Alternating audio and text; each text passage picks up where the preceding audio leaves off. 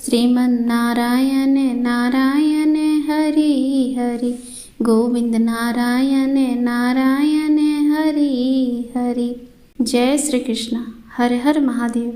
प्रिय भक्तों, आप सभी का हार्दिक स्वागत है आपके अपने YouTube चैनल कहानी टाइम पर। भक्तों, 28 अक्टूबर 2024 को समस्त पापों को काटने वाली, सभी सुखों को देने वाली पुनित पावन रमा एकादशी व्रत है। आइए गणेश जी का ध्यान करते हुए एकाग्र चित्त से रमा एकादशी व्रत कथा का श्रवण करें। प्रेम से बोलिए श्री विष्णु भगवान की जय। धर्मराज युधिष्ठिर कहने लगे कि हे भगवान, कार्तिक कृष्ण एकादशी का क्या नाम है, इसकी विधि क्या है, इसके करने से क्या फल मिलता है, सो आप विस्तार पूर्वक बताइए। भगवान श्री कृष्ण बोले कि कार्तिक कृष्ण पक्ष की एकादशी का नाम रमा है। यह बड़े बड़े पापों का नाश करने वाली है। इसका महात्म्य मैं तुमसे कहता हूँ, ध्यान पूर्वक सुनो। हे राजन, प्राचीन काल में मुचुकुंद नाम का एक राजा था। उसकी इंद्र के साथ मित्रता थी और साथ ही यम, कुबेर, वरुण और विभीषण भी उसके मित्र थे। यह राजा बड़ा धर्मात्मा, विष्णु भक्त और न्याय के साथ राज करता था। उस राजा की एक कन्या थी जिसका नाम चंद्रभागा था। उस कन्या का विवाह चंद्रसेन के पुत्र शोभन के साथ हुआ था।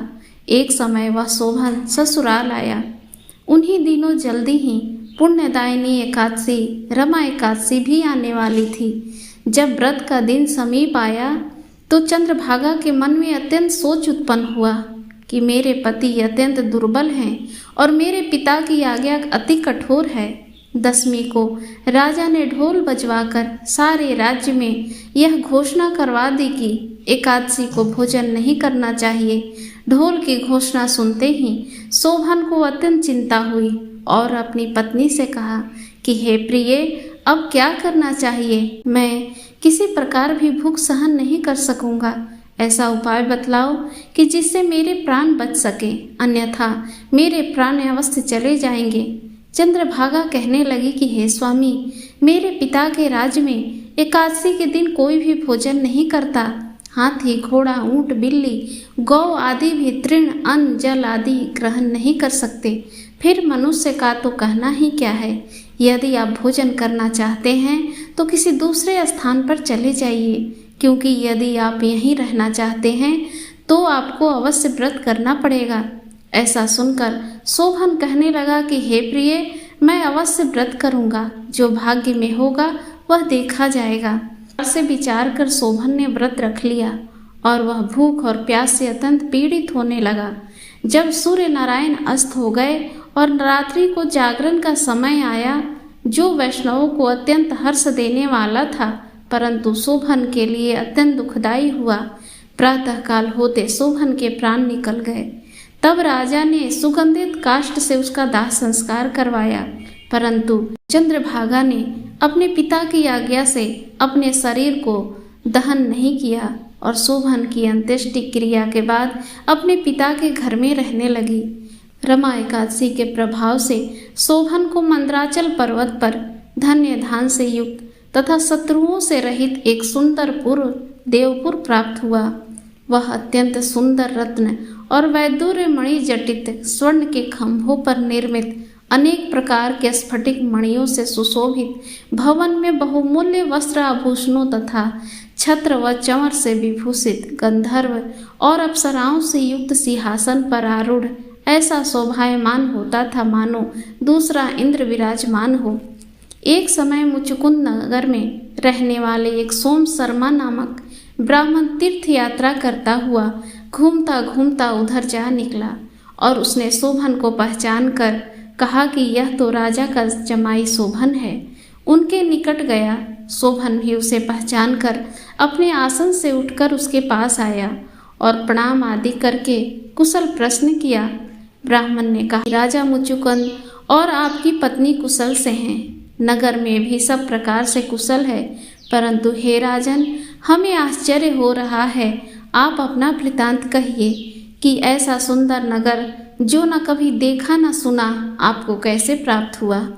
तब शोभन बोला कि कार्तिक कृष्ण की रमा एकादशी का व्रत करने से मुझे यह नगर प्राप्त हुआ, परंतु यह अस्थिर है। यह स्थिर हो जाए ऐसा उपाय कीजिए। ब्राह्मण कहने लगा कि हे राजन, यह स्थिर क्यों नहीं है और कैसे स्थिर हो सकता है, आप बताइए, फिर मैं अवश्य ही वह उपाय करूँगा। मेरी इस बात को आप मिथ्या न समझिए। शोभन ने कहा कि मैंने इस व्रत को श्रद्धा रहित होकर किया है, अतः यह सब कुछ अस्थिर है। यदि आप मुचुकुंद की कन्या चंद्रभागा को यह सब वृतांत कहें तो यह स्थिर हो सकता है। ऐसा सुनकर उस श्रेष्ठ ब्राह्मण ने अपने नगर को लौटकर चंद्रभागा से वह सब वृतांत कह सुनाया।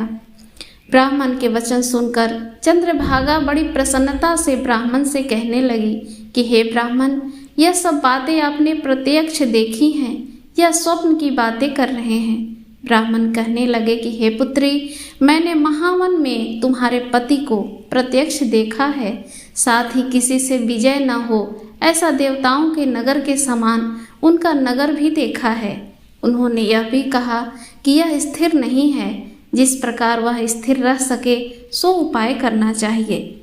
चंद्रभागा कहने लगी कि हे विप्र, तुम मुझे वहाँ ले चलो, मुझे पतिदेव की दर्शन की तीव्र लालसा है। मैं अपने किए हुए पुण्य से उस नगर को स्थिर बना दूंगी। आप ऐसा कार्य कीजिए जिससे उनका हमारा संयोग हो, क्योंकि वियोगी को मिला देना महापुण्य है। सोम शर्मा यह बात सुनकर चंद्रभागा को लेकर मंत्राचल पर्वत के समीप वामदेव ऋषि के आश्रम पर गया। वामदेव जी ने सारी बात सुनकर वेद मंत्रों के उच्चारण से चंद्रभागा का अभिषेक कर दिया। तब ऋषि के मंत्र के प्रभाव और एकादशी के व्रत से चंद्रभागा का शरीर दिव्य हो गया और वह दिव्य गति को प्राप्त हुई। बाद बड़ी प्रसन्नता के साथ अपने पति के निकट गई। अपनी प्रिय पत्नी को आते देखकर शोभन अति प्रसन्न हुए और उसे बुलाकर अपनी बाईं तरफ बैठा लिया। चंद्रभागा कहने लगी कि हे प्राणनाथ, आप मेरे पुण्य को ग्रहण कीजिए। अपने पिता के घर जब मैं 8 वर्ष की थी तब से विधि पूर्वक एकादशी के व्रत को श्रद्धा पूर्वक करती आ रही हूँ। इस पुण्य के प्रताप से आपका यह नगर स्थिर हो जाएगा तथा समस्त कर्मों से युक्त होकर प्रलय के अंत तक रहेगा। इस प्रकार चंद्रभागा ने दिव्य आभूषणों और वस्त्रों से सुसज्जित होकर अपने पति के साथ आनंद पूर्वक रहने लगी। श्री कृष्ण भगवान कहते हैं, हे राजन, यह मैंने रमा एकादशी का महात्म्य कहा है। जो मनुष्य इस व्रत को करते हैं उनके ब्रह्म इत्यादि समस्त पाप नष्ट हो जाते हैं।